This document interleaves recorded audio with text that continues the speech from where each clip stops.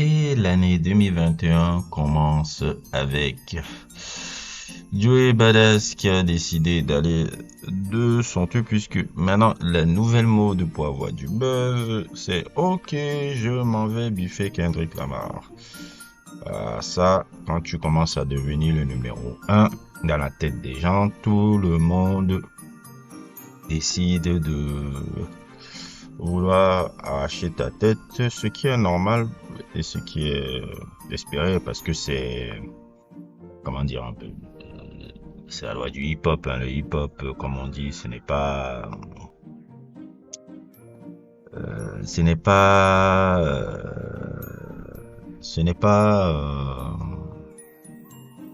c'est pas la maison dans la prairie. C'est pas dans la maison de la prairie. C'est un truc de compétition. C'est forgé sur ce genre de truc et c'est totalement normal. Et je dirais ça que dans le hip-hop, il y ait cette compétition-là parce que c'est l'essence même de cette musique.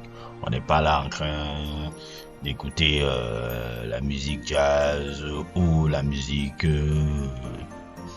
dream pop ou quelque chose comme ça. Tous ces genres musicaux que je suis énormément, mais la musique hip-hop, ça se base aussi sur ça. C'est un aspect aussi du hip-hop qui est très important et on doit toujours le préserver parce que ça entre dans la tradition du hip-hop. Quand quelqu'un estime qu'il peut battre celui qui considère comme le numéro un, qu'il y aille. C'est comme ça. Moi, j'ai pas de problème avec ça. Sauf si ça commence à partir en des trucs un peu de bif de la rue ou des éléments un peu de la rue, c'est là où c'est problématique. Mais globalement, moi, je suis toujours d'accord avec ça. Donc, Joey Badass, qui apparemment n'avait pas sorti quelque chose depuis là, il est revenu avec un son qui s'appelle The Rollback, qui utilise un peu le même sample que Jay-Z avait utilisé dans un son qui était dans Reasonable Doubt, j'ai oublié le nom, et je pense que Sapro qui avait utilisé ça aussi dans One Train, si je me trompe pas, je me dis ça peut-être en tête sans trop regarder un peu les informations sur Google et tout, mais je me rappelle que Jay-Z avait utilisé ce sample-là, et le son est globalement, je suis trois fois, c'est globalement de qualité et tout, mais bon, faut le dire aussi, hein, c'est pas, c'est un peu un moyen de faire parler de lui. Je pense qu'il a utilisé ça aussi un peu pour être un peu dans l'attention. Globalement, c'est, en gros, je résume un peu, c'est le gars new-yorkais qui dit, ok, je suis de New York, là, là, là, là, là. On va pas laisser les gars de la West Coast commencer à prendre de l'ampleur là parce que c'est vraiment ce qui se passe un peu. Tout la West Coast est en train de la fin de l'année 2024. Ça a été pas seulement Kendrick Lamar, c'est tout Los Angeles qui est revenu et clamé que le hip-hop c'est nous. Il y a eu Kendrick Lamar, il y a eu Schoolboy Q avec son Blue Lips l'année passée, il y a Absol qui est venu avec Doe Burger. Si vous n'avez pas vu mon sujet sur Doe Burger, allez le regarder. Je mettrai le lien en description. Il y a aussi le coco de, comment il s'appelle encore, de créateur qui est venu avec Chromacopia et qui est venu aussi dans le papa pour nous expliquer. Et n'oubliez pas, j'ai grandi à Inglewood, Dochi, est-ce que vous voulez, tout, et d'autres personnages un peu, même les DJ Mustard dans les productions sont devenus aussi encore populaires. Oh, ils sont tous arrivés, hein, les gars de Los Angeles, là. Ils ont dit, ah, on va remettre, ouais, Kendrick Lamar a dit, oh, we put West Coast on the map, dans JNX même d'ailleurs, qui explose un peu les records de vente en ce moment. Il met beaucoup de gars de la scène de Los Angeles qui sont là depuis local et qui deviennent des gens de Itachi, des gens que je connaissais même personnellement pas. Dans la vibe new-yorkaise, Joey Badass a dit, ah non, non, non, non, non, non, non, non, on va pas vous laisser faire. On va pas laisser le jeu faire comme ça. On va pas vous laisser chanter. On va quand même essayer de porter un peu le truc new-yorkais. Et je trouve que c'est une bonne chose. Bon, la réponse est un peu, elle est un peu timide. Pour moi, un peu, elle est un peu timide. Tu vas pas être slick avec un gars qui a fait une année où il a passé à détruire un Canadien sur tous les plans et tout. Je pense qu'il faut venir avec quelque chose de beaucoup plus fort. Pour l'instant, il est encore intouchable dans sa popularité. Il est le number one maintenant. Et grande joie, pour moi qui suis un fan de Kendrick Lamar depuis 2010. Je pense que ça a été là. Si tu es un fan de Kendrick Lamar et de tout ce qu'il représente, je pense que c'est l'une des plus belles années que tu aies jamais vécues quand tu as vu ce gars-là. En tout cas, le fait de voir vraiment le personnage devenir ce qu'il a, devenir ce que je pensais qu'il devait être depuis. Moi, j'ai toujours dans ma tête, à partir du moment où j'ai suivi tout Pepper Butterfly, j'ai dit, mais voilà le gars du hip-hop. Et j'ai pas compris pourquoi il y avait tout ce truc-là. Mais donc, je suis content, je suis très content un peu de ce genre de situation-là. Je suis très content un peu de ce genre de situation-là. Maintenant, je ne sais pas trop dans quelle année hip-hop on va entrer. Qu'est-ce qu'on va un peu suivre un peu là-dedans? Qu'est-ce que Joey Badass peut-être prépare un nouvel album? Parce que moi, je dois vous avouer, Joey Badass, ça fait quoi? J'ai pas suivi Joey Badass depuis 2012. Depuis 2012, je l'ai pas suivi. Depuis son premier album 1999 et la version de lui qui était un peu 99 Reject, c'était vraiment, je sais pas si on pourrait dire même le mot classique un peu ça. Je dirais qu'on pourrait dire classique, franchement. Il avait quel âge quand il faisait ça? Il était très jeune. Il avait 16 ans, 17 ans, je pense, à l'époque. Un album incroyable. Qui parfois, sous des airs, pouvait rappeler Big L un peu. Toute proportion gardée. Parfois, Joey Badass, un peu même dans le look, un peu. Il rappelle un peu ce que Big L aurait pu devenir. Quelque part. Toute proportion gardée. Je pense pas qu'il est au niveau lyrical de Big L. Et c'est pas pour faire l'ancien ou quelque chose comme ça. Il n'est pas au niveau. Mais parfois il nous rappelait quand on écoute 1999, il nous rappelait beaucoup Big L parfois.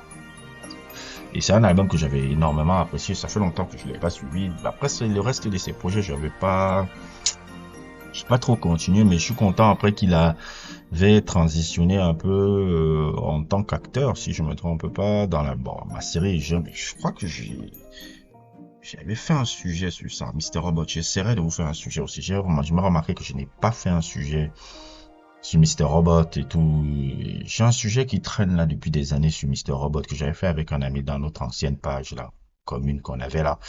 Je vais le ressortir, le retaper un peu pour vous le faire parce que ça c'est une série qui était incroyable et je pense qu'il jouait là-dedans et il a été une très bonne acteur et aussi dans je sais pas, ils avaient un court-métrage là que j'ai beaucoup aimé. Court-métrage qui avait gagné un peu, je sais pas, les Oscars, je pense. Qui était un peu un court-métrage qui s'inspirait de Groundhog Day là. Je l'avais vu là, il était super bon.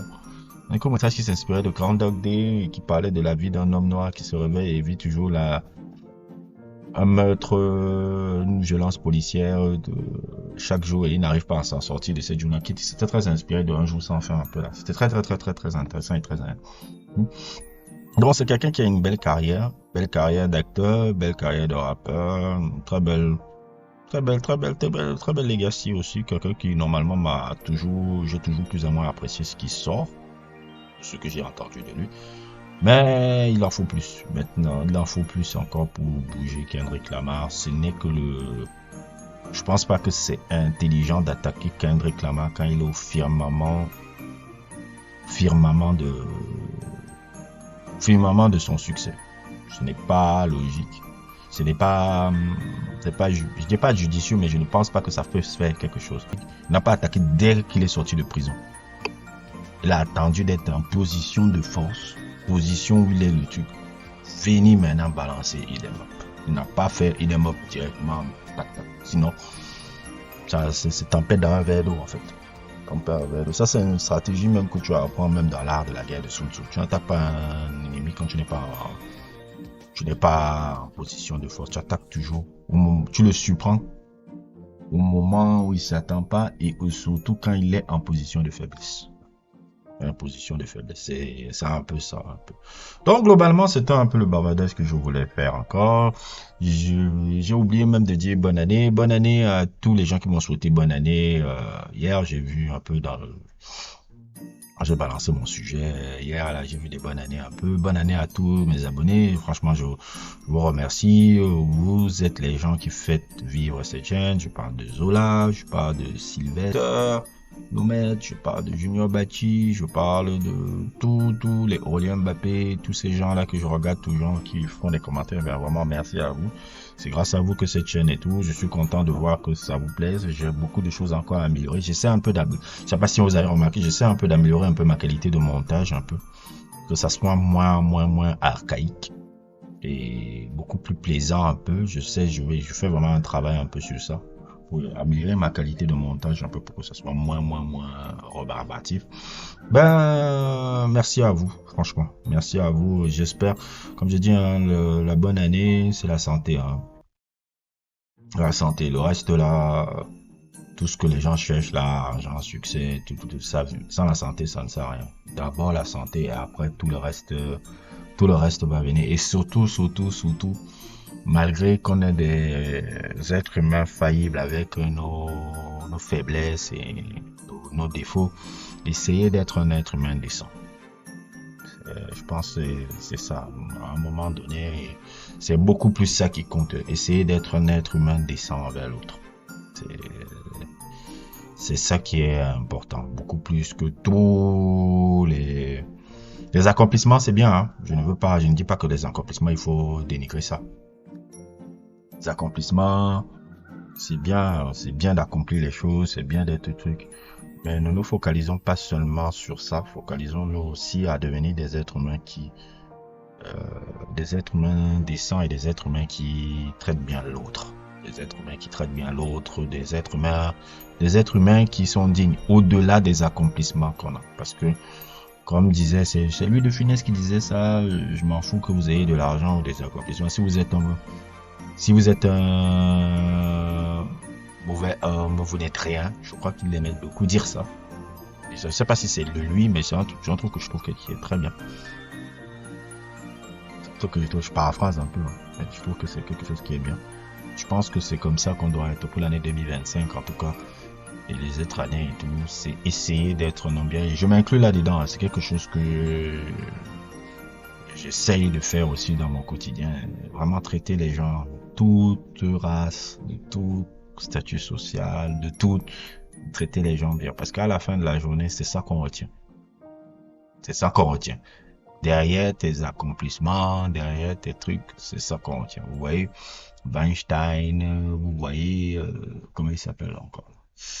Epstein, vous voyez même un peu Didi, vous voyez tous ces gars-là, ils ont accompli de grandes choses. À la fin, quand on retiendra d'eux seulement leur leur erreur humaine un peu, c'est pas les erreurs humaines, mais leur manière dont ils traitaient les gens. Ouais, c'est ça. C'est ça qui reste à la fin.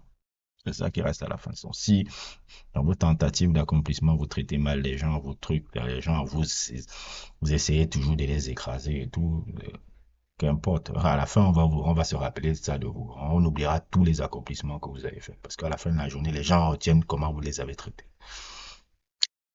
N'hésitez pas à liker. Bonne année à vous tous 2025. Bonne santé. N'hésitez pas à liker. N'hésitez pas à vous abonner. Et à plus pour d'autres aventures.